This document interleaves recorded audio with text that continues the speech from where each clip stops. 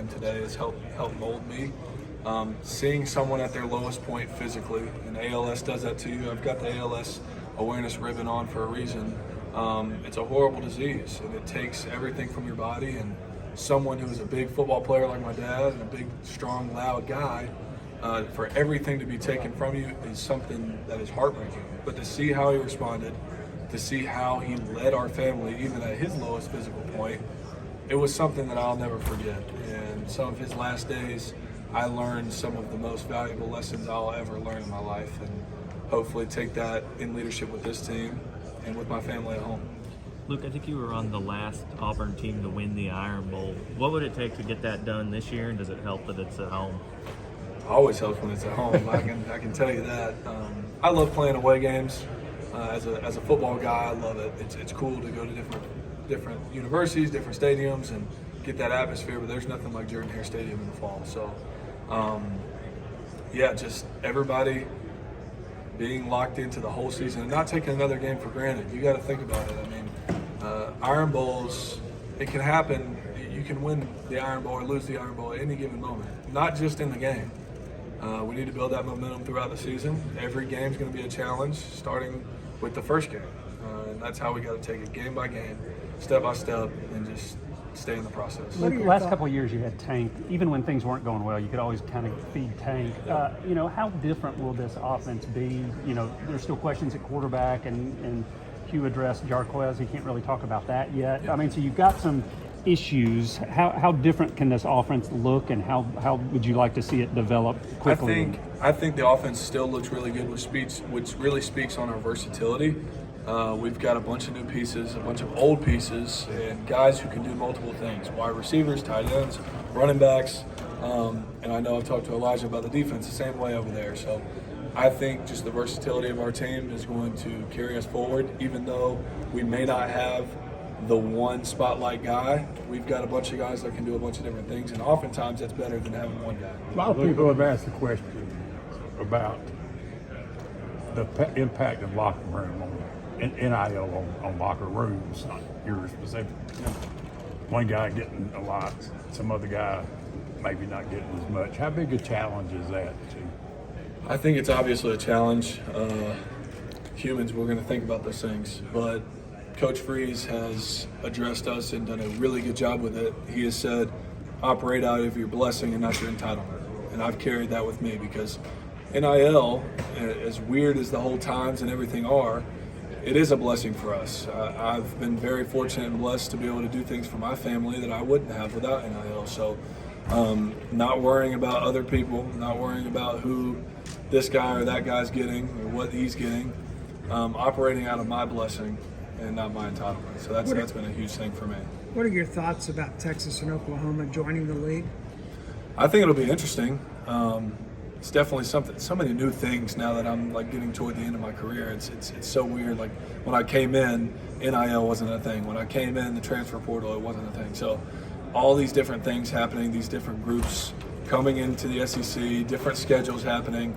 It's going to be interesting, but it's the best conference in the world, in my opinion. So we'll see. We'll see how that rolls. Luke, what have you seen out of Peyton Fuller so far? Really good person, really good leader.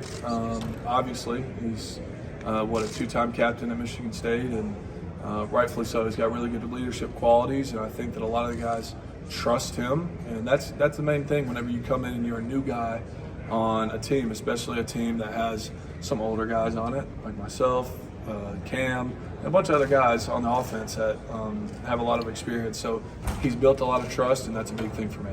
How's he throwing the ball to you guys, the receivers? He's throwing really good. All three of them are, and that's the thing.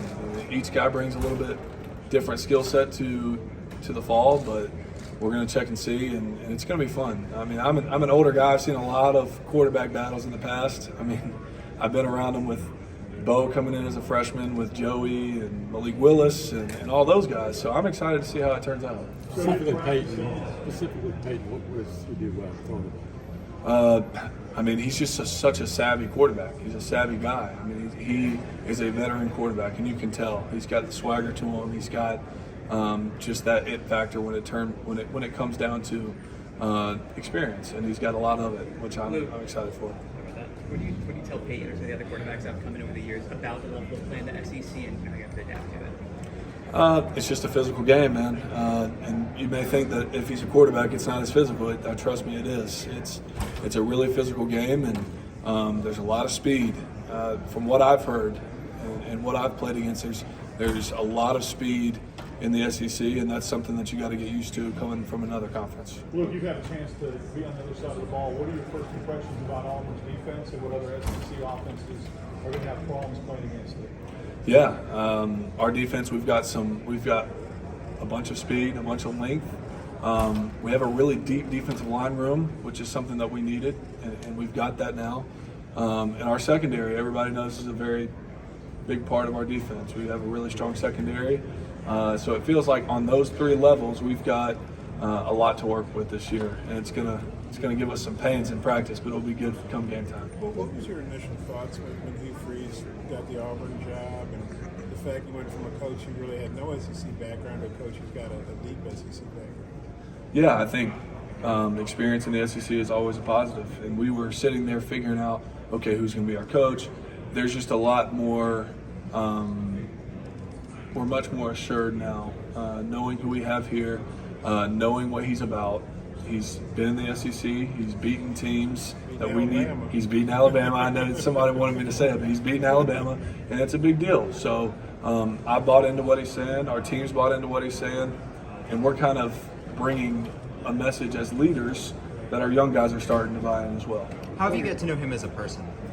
Yeah, Coach Freeze he's a very kind of laid-back guy. He's got a good sense of humor, and we both enjoy some of the same things. We enjoy golf. We enjoy NASCAR. I grew up a NASCAR fan. My dad took me to races when I was a kid. So, yeah, he's an interesting dude. He really is. If you get to know him, sit down, talk to him, he's a really good guy. You get a sense that he's got intense games with LSU over your career.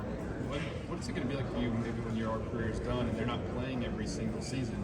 I think it's going to maybe kind of feel like as a viewer. Yeah, I saw it for the first time. It was a little odd. I mean, it's an incredible rivalry. It really is. I've had some really special things happen down in Baton Rouge, and some really cool things happen up here in Auburn against the Tigers. So, yeah, you're bringing in good talent, but the schedule's going to be ever changing. College football is ever changing, and we'll see. It's going to be weird for me to watch, though. It really is. You get a sense that Hugh. Well, he's molded with our group immediately. He's been a really good guy to add to the group because we have a really tight room, really mature room, really close room in terms of outside of football, and he's kind of fit in right there with that. He's really explosive. He's got really good hands, and he works hard, and that's a big thing. When you're joining a group that's so close, you cannot be on the outside and kind of do your own thing. He's working hard, and he's in with our group, so I think he's done a really good job with that. And he kind of has the skill set to kind of kick out wide sometimes. I mean, you did that at FIU, right? Yeah, he did that a lot, and we've got a bunch of guys in the room, everybody. I mean, we've got some real versatility in that room. It's a deep room. So. You get a sense that Hugh, there's a kind of a gratitude in him that he's back. He had it, he lost it. He's back here in the SEC. Absolutely. Like I said before, he's told us, operate out of your blessing, not your entitlement. I think that speaks to a lot of how he's operating. He's operating out of blessing, out of gratitude, and I respect that. I respect that as somebody who's been around for a while, and not as long as him, but I've been around for a little bit. What's it been like getting to know Elijah, and what does it say that, he's coming in and he's already here representing Auburn? Well, I knew Elijah was going to be one of the top leaders on our team whenever I first met him. He is an outstanding human being. He makes me feel stupid, though, because he's getting his PhD. He's like one of the most intelligent people I've known, but outstanding human, does so much for the community. Guys respect that. And guys respect the way he comes in each day and works. He comes in each day. He's always going to be talking in the team run. He's going to be leading vocally. And he's done that ever since he's been here. And he has done it in a way that's not pushy, but in a way that's assertive. And I really respect it. And he's one of my best friends, and I haven't even known him very long. He's already done stuff for the community? Yes, he's actually got a back-to-school drive coming here late in July, I believe. He's got a back-to-school drive just providing school supplies for kids from the local Boys and Girls Club. It's called the All for One Foundation. He's, like I said, outstanding in the community. I'll be there working the camp with him. He's doing it all, raising money or donating it himself out of his NIL money. So he's an outstanding human being. You know better than a lot of guys the ups and downs, not so much of winning and losing, of playing a lot, not playing a lot. Everybody thinks that they're going to play all the time probably when they arrive.